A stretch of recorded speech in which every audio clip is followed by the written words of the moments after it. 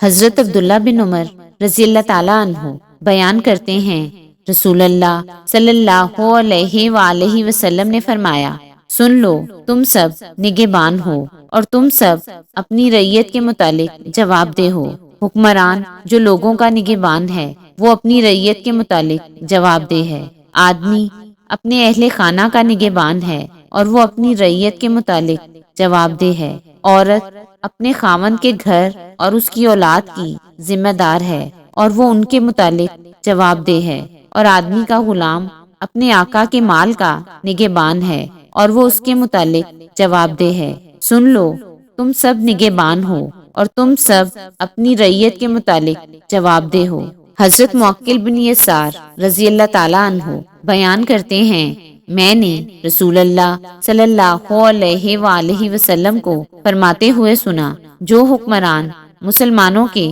کسی معاملات کا ذمہ دار بنے اور وہ ان سے مخلص نہ ہو اور اسے اسی حالت میں موت آ جائے تو اللہ تعالیٰ نے